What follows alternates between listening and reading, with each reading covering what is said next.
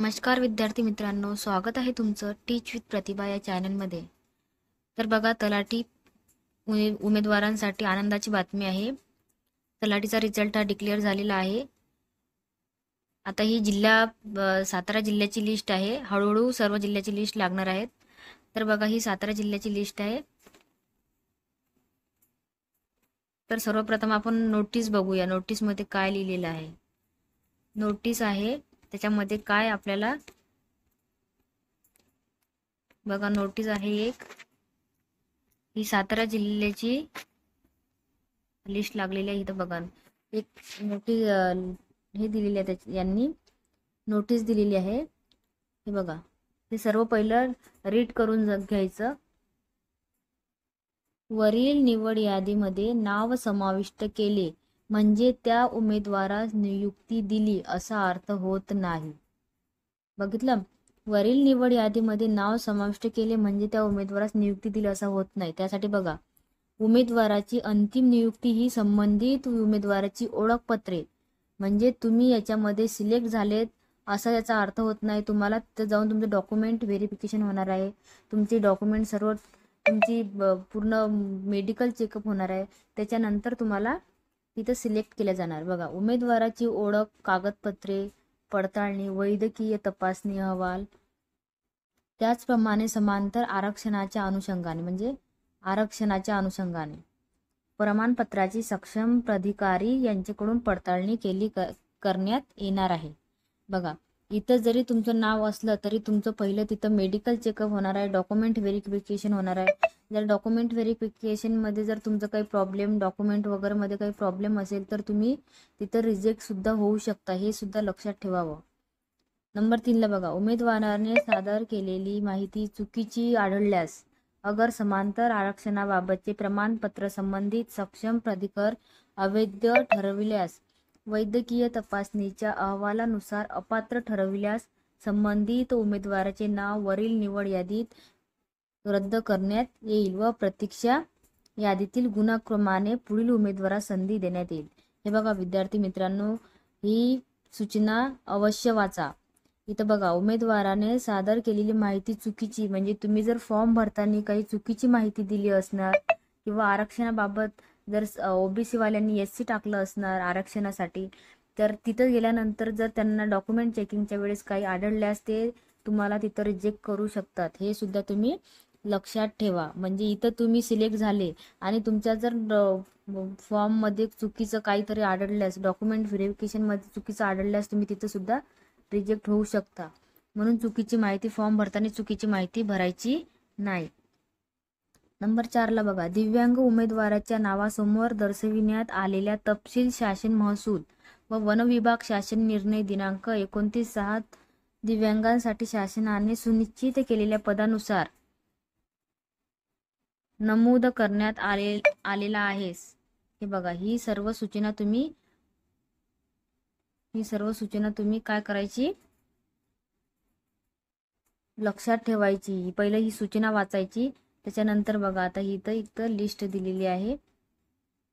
त्या सूचनानंतर बघा, तुम्ही जर ऑनलाईन फॉर्म भरताना चुकीची माहिती किंवा आरक्षणाबाबत काही चुकीची माहिती भरेल असल्या, तुम्हाला तिथं डॉक्युमेंट व्हेरिफिकेशनला खूप प्रॉब्लेम येणार आहे. म्हणून ऑनलाईन फॉर्म भरताना चुकीची माहिती भरू नये आणि तुमचं डॉक्युमेंट व्हेरिफिकेशन, मेडिकल चेकअप झाल्यानंतरच तुम्हाला तिथं सिलेक्ट करता येणार आहे. आता ही जिल्हा न्यायालयाची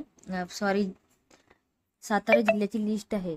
तर बघा, ही लिस्ट प्रवर्गाचे, सामाजिक प्रवर्गाचे नाव बघा, अनुसूचित जातीची लिस्ट लागलेली आहे सातारा जिल्ह्याची. आणि इथं बघा, निवड यादीमध्ये पहिली SC मध्ये पहिली एक मुलगी आहे बघा, निकिता दिलीप ऐवाले. तिचं बघा, इथं रजिस्ट्रेशन नंबर आहे यांचं, इथं जन्मदिनांक आहे त्यांची, तिथं मूळ प्रवर्ग कुठला आहे, शेड्यूल कास्ट SC.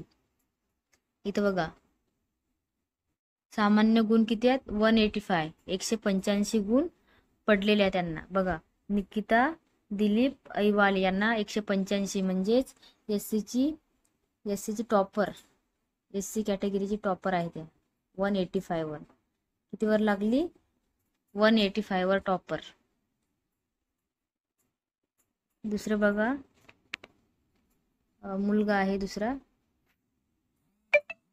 जनरल मधून, सॉरी SC मधून आहे 183. ही बघा, ज्यांनी सातारा जिल्ह्यातून फॉर्म भरलेला आहे त्यांनी आपले इथे नाव चेक करून घ्यायचे. हे बघा, SC वाल्यांची लिस्ट आहे ही. अनुसूचित जातीमध्ये SC ST ही बघा, ST वाल्यांची. ST मध्ये बघा, ST मध्ये टॉपर कोण आहे? SC मध्ये निकिता आहे आणि ST मध्ये सुदाम मामिलवाड 178 शेड्यूल ट्राईब मध्ये. ST मध्ये टॉपर अनुसूचित जातीमध्ये SC NT VJ. आता हे बघा, VJ वाले धनश्री पवार 185 VJ NT. ही अनुसूचित जातीची लिस्ट लागलेली आहे. NT मध्ये बघा, विशाल सुनील हरिहार 192 बघा, 192 NT मध्ये. तर फ्रेंड्स, अशा प्रकारची अजून लिस्ट लागायची आहेत. ही सातारा जिल्ह्याची लिस्ट आहे, अनुसूचित जाती प्रवर्गाची आहे. आणि महत्त्वाचं म्हणजे ही नोटीस तुम्ही सर्वांनी रीड करून जायची. इथं जरी तुमचं नाव असलं तरी याच्यामध्ये जर तुम्हाला काही तुमची चुकी आढळल्यास तुम्हाला तिथं रिजेक्ट करू शकतात. म्हणून ही नोटीस पहिलं वाचून जायची. तर फ्रेंड्स, ही सातारा जिल्ह्याची लिस्ट लागलेली आहे. आणखी भरपूर जिल्ह्याच्या लिस्ट लागायच्या आहेत. तर असेच नवनवीन अपडेट बघण्यासाठी माझ्या चॅनलला सबस्क्राईब करा आणि बेल आयकॉन दाबायला विसरू नका, जेणेकरून मी जे व्हिडिओ अपलोड करणार आहे, जे अपडेट देणार आहे, त्याचं नोटिफिकेशन तुम्हाला येणार आहे. आणि महत्त्वाचं म्हणजे तुम्ही डॉक्युमेंट व्हेरिफिकेशनसाठी जाणार त्यावेळेस ही सूचना नक्की वाचून जायची. खूप महत्त्वाची सूचना आहे विद्यार्थी मित्रांनो.